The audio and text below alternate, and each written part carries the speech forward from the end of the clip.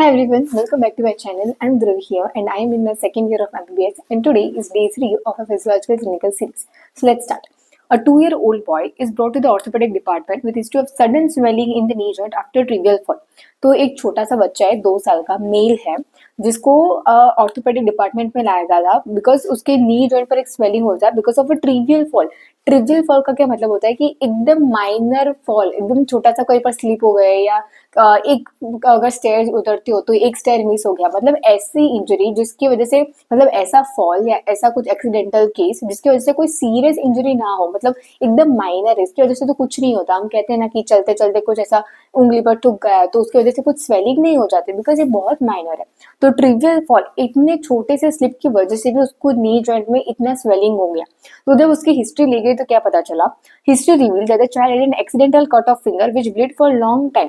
मतलब कि जब उसकी हिस्ट्री ले गई तो ये पता चला कि एक बार उसे एक्सीडेंटल कट लगा था एंड वो कट की वजह से बहुत लंबे टाइम तक ब्लीडिंग हो रही थी, मतलब विच इज नॉट नॉर्मल. एक छोटे से कट की वजह से इतने लंबे टाइम तक ब्लीडिंग कभी नहीं होती.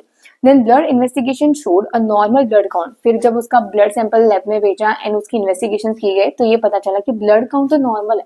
आरबीसी डब्ल्यूबीसी प्लेटलेट इनमें तो कुछ प्रॉब्लम नहीं है. However the partial thromboplastin time and prothrombin time were prolong.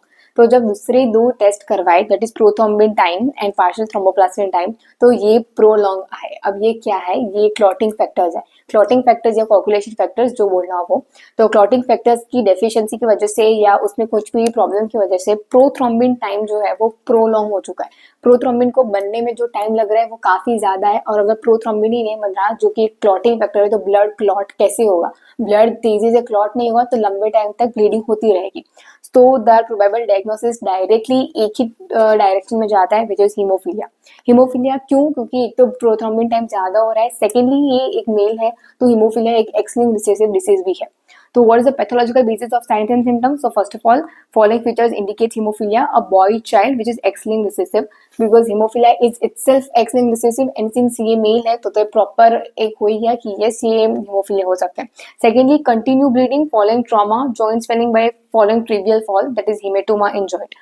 तो एक ट्रॉमा की वजह से, मतलब कोई भी छोटे से फॉल की वजह से हेमेटोमा हो गया, स्वेलिंग हो गई जॉइंट में, मतलब कि ब्लड क्लॉट हो गया वहां पर और इतना बड़ा स्वेलिंग जैसा हो गया which is very serious, as if कोई बड़ा एक्सीडेंट ना हो चुका हो, एकदम रोड ट्रैफिक एक्सीडेंट हो और अगर ऐसा हमें देखने को मिले तो हमें पता भी चले कि हाँ एक सीरियस एक्सीडेंट था, but it was just a trivial fall, a normal fall which is not a big deal. Still haematoma knee joint में फील हुआ, स्टिल एक बड़ा सा स्वेलिंग नी जॉइंट में फील हुआ which is not normal. Then normal blood counts देखने को मिले थे and prolong partial thromboplastin time and prothrombin time. तो extrinsic and intrinsic factor coagulation की जो प्रोसेस है, कास्केड प्रोसेस होती है जिसमें एक्सट्रिंसिक एंड इंट्रिंसिक पाथवे होता है. ये दोनों पाथवे प्रोथ्रोम्बिन एक्टिवेटर को बनाता है एंड प्रोथ्रोम्बिन एक्टिवेटर प्रोथ्रोम्बिन को थ्रोम्बिन में कन्वर्ट करता है कि ये थ्रोम्बिन फिब्रिनोजन को फिब्रिन में कन्वर्ट करता है. मतलब ये सबसे पहले एक्सट्रिंसिक एंड इंट्रिंसिक पाथवे की वजह से क्या बनता है, प्रोथ्रोम्बिन एक्टिवेटर.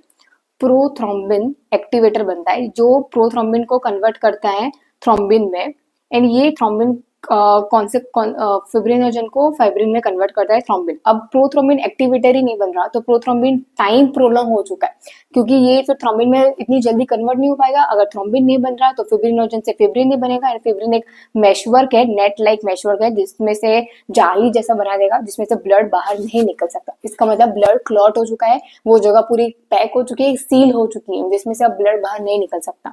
तो ये नॉर्मल 2 to 3 सेकेंड के अंदर ये प्रोसेस जल्दी से हो जाता है, बट सिंस प्रोथ्रोम्बिन टाइम ज्यादा है उसको बनने में काफी ज्यादा टाइम लग रहा है, इसकी वजह से ब्लीडिंग नॉर्मल जितना टाइम लगना चाहिए उससे भी ज्यादा हो रही है. So this is our probable diagnosis is only one, that is haemophilia. Then see what further investigation would you recommend for diagnosis of this condition. हमें पता तो चल ही गया है कि ये हीमोफीलिया ही है, बट अगर फर्दर इन्वेस्टिगेशन करवाने हो एकदम प्रॉपर कंफर्मेशन के लिए कि ये हीमोफीलिया ही है तो हम फैक्टर 8 ऐसे का ऐसे करवाते हैं. ऐसे और फैक्टर 8 वो डायग्नोसिस को कंफर्म करता है. ऐसे करवाएंगे तो ये कंफर्म हो जाएगा कि यस ये हीमोफीलिया ही है और फिर दूसरी कोई भी कंडीशन नहीं हो सकती. Then D, what is the treatment modality. हमें पता चल गया कि हीमोफीलिया तो इसका ट्रीटमेंट क्या हो सकता है.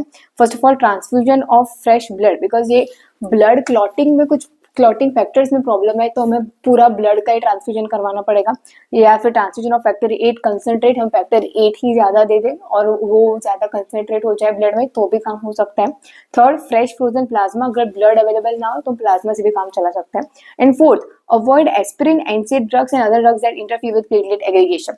एज फर्स्ट MBBS स्टूडेंट ये तुम्हें पता नहीं चलेगा, but since I am in my second year हमें फार्माकोलॉजी सब्जेक्ट आता है तो I can easily get this कि ये हम पेशेंट को क्यों एडवाइस करेंगे कि तुम अगर कोई भी दूसरी मेडिकेशन तुम्हारी स्टार्ट है, चालू है, और उसमें भी स्पेसिफिकली एस्पिरिन या एनसेड है तो उसको तुम बंद ही कर दो, बिकॉज ये दो ड्रग्स एंड बहुत सी अदर ड्रग्स भी है विच इंटरफियर विद प्लेटलेट एग्रीगेशन।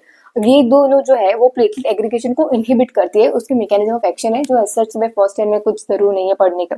तो ये प्लेटलेट एग्रीगेशन को इनहिबिट करता है। अब प्लेटलेट एग्रीगेशन ही नहीं हो रहा तो ब्लड मतलब वो जो कास्केड प्रोसेस होनी चाहिए हीमोस्टेसिस वाली वो कैसे होगी?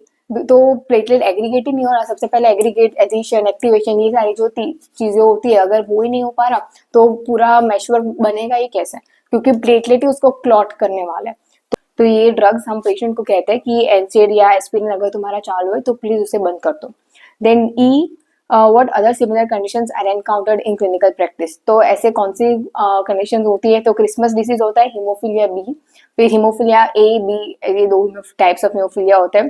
देन वॉन विलिब्रेंट फैक्टर डिसीज, ये भी जो वॉन विलिब्रेंट फैक्टर होता है ये भी एक इंपॉर्टेंट फैक्टर है, कोगुलेशन प्रोसेस का ही एक इंपॉर्टेंट रोल प्ले करता है। Then disseminated intravascular coagulation that is DIC। तो द रिलेटेड उसके रिलेटेड जो प्रॉब्लम्स हो सकते हैं that is haemophilia B, von Willebrand disease and DIC that is disseminated intravascular disease. So related disease can encountered, ये सारी सिमिलर कंडीशन इसके जैसी होती है। तो आर डे 3 का क्लिनिकल केस था, उसके रिलेटेड ये उसके 3-4 क्वेश्चन थे एंड ये क्वेश्चन के ये आंसर्स थे। तो our probable diagnosis of haemophilia and with this our day 3 physiological clinical series comes to an end. So if you found any difficulty, kindly comment below. I'll surely answer your question sooner or later, and if you found this helpful then subscribe to my channel because there are a lot more of this clinical series coming on my YouTube channel. So till then, take care and bye.